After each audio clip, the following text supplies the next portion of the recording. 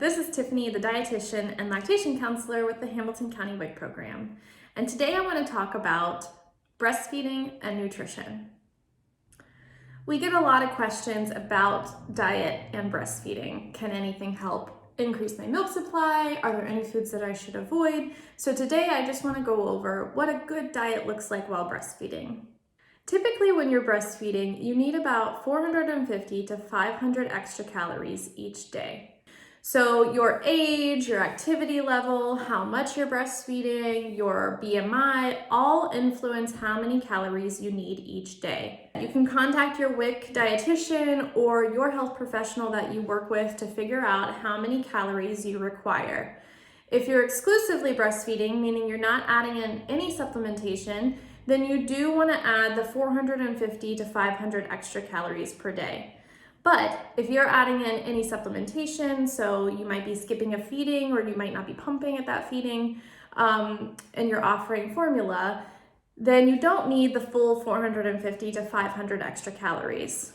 ChooseMyPlate.gov has a good resource for mothers to look up how many calories they need each day as well. So if you don't have a WIC dietitian or if you don't have a health professional that can help you with that, you can use ChooseMyPlate.gov. It's also a really good resource to get some tips on good foods to make up that plate. So it'll tell you what types of fruits and what types of vegetables will give you vitamins and minerals that you need with breastfeeding or during pregnancy. It will tell you what types of proteins are healthiest, which ones to choose, what types of grains are healthiest, and it'll give you some tips on getting all of those food groups in the healthiest way. So we really love ChooseMyPlate.gov. It's just a really good resource for everybody. When you're getting your fruits and vegetables, you want to make sure that you're getting a variety of colors. So kind of think about eating the rainbow. If you're always eating potatoes for your vegetable, then you might be missing some nutrients that you could get from kale or from broccoli or from asparagus or from carrots or from tomatoes. There's lots of different vitamins and minerals, and the different colors of vegetables are kind of an indicator of what vitamins and minerals that vegetable has. Same with fruits. There's lots of antioxidants in berries, so if you don't like berries, you might be missing out on some antioxidants. So we really want you to think of the rainbow. Get blueberries, get strawberries, get tomatoes, get green vegetables like broccoli or spinach or kale. Just get a good variety of colors, and that way you get way more vitamins and way more minerals in your diet. You also need a quarter of your plate to be whole grains. I feel like this has become more popular over time. When I was a child, it was a lot of white bread, a lot of white pasta, a lot of white rice. But we have a lot more options now. Pretty much every restaurant you go to has the option to do brown rice instead of white rice. The grocery store, you have whole grains that you can get with bread. You can do whole grain pasta or whole wheat pasta. You can also get quinoa or couscous or oatmeal as a source of your whole grain. What we want you to think about with whole grains is trying to get half of your daily intake to be whole grains. So if you love white bread, it's not that big of a deal. You can have it for lunch, and then maybe the rest of the day try to get your whole grains in. So do whole grain pasta for dinner, maybe oatmeal for breakfast. So then you're getting a good amount of whole grains and trying to get half of the total grains that you're eating that day to be whole grains. With protein, we also want you to get a variety. So proteins are made up of amino acids. There's essential amino acids and non-essential amino acids. Essential amino acids are ones that you have to get in your diet. So when you are getting protein, you're getting those essential amino acids. It is important to vary your protein just to make sure you're getting all the essential acids you need. Also, another key part of protein foods is the type of fat they contain.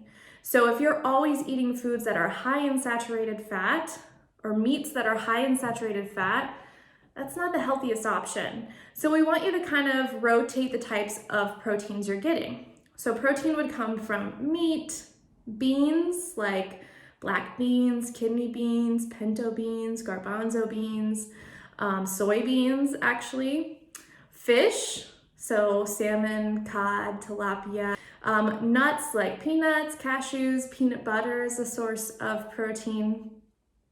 And then any of the meat alternatives are usually high in protein as well. We also need that serving of dairy at each meal. So we put dairy in there because of the amount of calcium that you get from dairy and the amount of vitamin D. It's also a pretty good source of protein if you're getting cow's milk. If you cannot digest cow's milk, there's lots of alternatives. It doesn't necessarily have to be from cow's milk that you're getting that calcium and that vitamin D.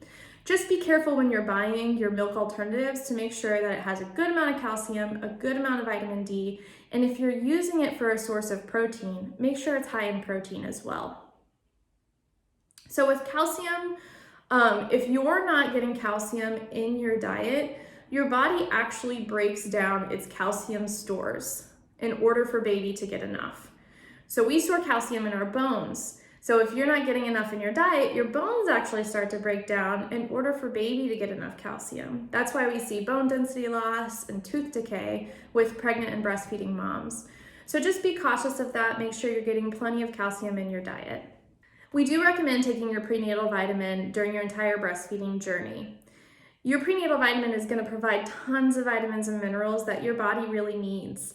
You are in a healing process. You just made a baby and you had labor and delivery, and so your body needs those vitamins and minerals to heal. You're also providing all of your baby's nutrition with breastfeeding. And so to ensure that you're not lacking anything, it's very helpful to continue that prenatal vitamin.